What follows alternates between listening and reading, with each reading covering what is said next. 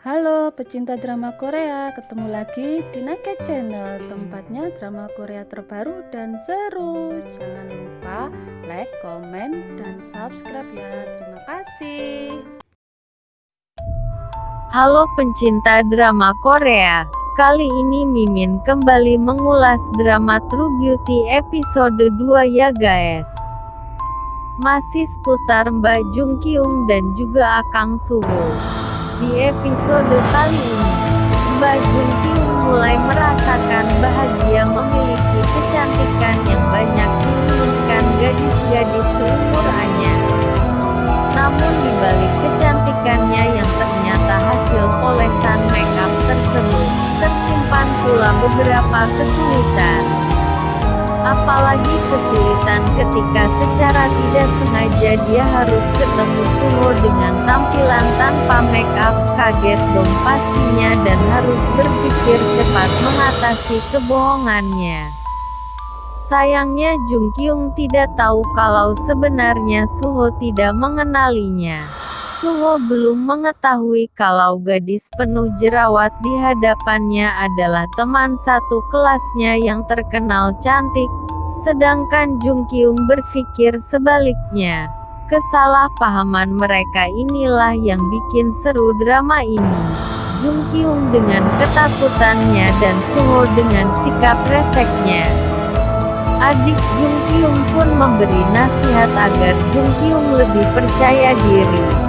Sampai kapan dia harus menyembunyikan wajah sesungguhnya dan terus hidup dalam ketakutan.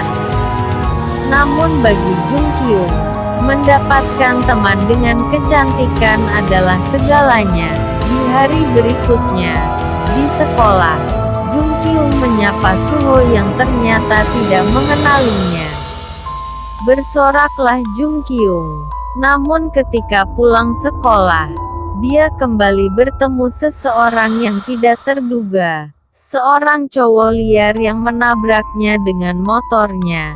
Jung Kyung pun sempat menolongnya yang ternyata sedang dikejar geng sekolah lain, bahkan Jung Kyung secara tidak sengaja membawa helmnya ke rumah. Wah, ada-ada saja. Sesampai di rumah, kembali lagi Jung Kyung bertemu dengan Suho di persewaan komik. Ternyata Suho kembali mengenalinya. Namun, terjadi kesalahan pahaman kembali. Suho mengenalinya sebagai gadis yang pernah ditolongnya, sedangkan Jung Kyung mengira Suho mengenalinya sebagai teman sekolahnya. Wah, emang si Jung Kyung ini lucu abis dengan pemikiran-pemikirannya. Dan akhirnya, si Jung Kyung ini malah memberi Suho surat perjanjian guys. Si Suho merasa aneh, perlu banget ya sampai ada surat perjanjian segala. Namun ketika melihat surat tersebut si Suho ini ternyata jadi tahu kalau mereka sama-sama menyukai komik horor. Bahkan ada satu komik horor lawas yang sedang dicari Suho. Ternyata Jung Kyung punya komik tersebut.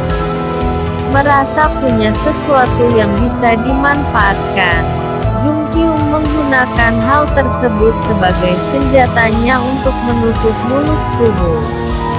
Nah loh, yang ada mereka semakin menjadi dekat kan, emang penulisnya pinter banget. Sebelum berangkat sekolah, Jung Kyung menyiapkan terlebih dahulu jas sekolah serta buku komik horor pesanan Suho. Dia berencana menyerahkan kedua benda itu hari ini. Tapi sesampainya di sekolah dia malah bertemu dengan pemuda bermotor yang kemarin menabraknya. Cowok itu ternyata bernama Seo Jun, yang sekarang sedang menjadi musuh Suho. Mereka dulu bersahabat, tapi karena suatu hal, mereka jadi perang dingin seperti sekarang. Kembali ke Jung Kyung yang akan menemui Suho. Dengan mesranya dia membisikkan di telinga Suho ajakan untuk bertemu di atap sekolah. Wajah Suho langsung kaget melihat tingkah laku Jung Kyung. Dia mengatakan kalau Jung Kyung sudah gila. Sumpah Mimin ngakak lihat tingkah konyol Jung Kyung, apalagi waktu di atap dia menunjukkan pesonanya kepada Suho. Auto guling-guling sampai perut sakit rasanya. Suho langsung marah karena merasa tidak pernah berinteraksi dengan Jung Kyung, apalagi dekat. Suho memperingatkan Jung Kyung untuk tidak dekat-dekat dengannya lagi. Menyadari Suho ternyata tidak mengenalinya, Jung Kyung langsung berlari mengambil kembali tas berisi komik dari tangan Jung Kyung. Bahkan dia sampai mengatakan kalau tas itu berisi pembalut. Haduh, mulai konyol lagi deh si Jung Kyung. Terlepas dari Suho ketika di sekolah, ternyata tidak demikian pula ketika di rumah. Tiba-tiba Suho menelepon Jung Kyung ketika dia sedang berleha-leha menikmati sedikit waktu kebebasannya. Suho mengatakan bahwa ada sesuatu yang harus diberikan Jung Kyung kepadanya.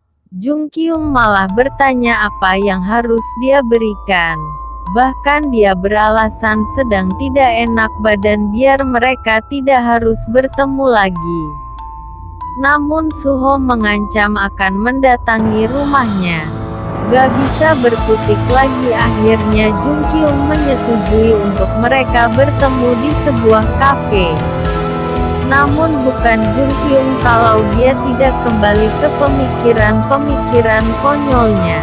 Sebelum berangkat, dia mulai kebingungan tentang barang apa yang sebenarnya diminta Suho. Jaket sekolahnya ataukah komik horornya? Dan siapa pula yang ingin ditemui Suho? Jung Kyung dengan wajah aslinya atau Jung Kyung yang memakai topeng cantiknya? Tuh kan mumet sendiri. Akhirnya Jung Kyung berangkatlah menemui Suho dengan wajah separuh memakai riasan dan separuh lagi tidak.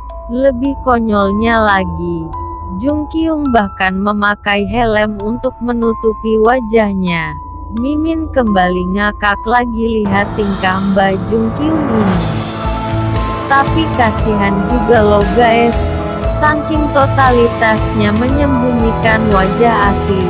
Jung Kyung sampai panas dingin di dalam helm.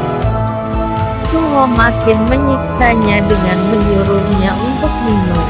Tuh kan, ke laut aja deh rasanya.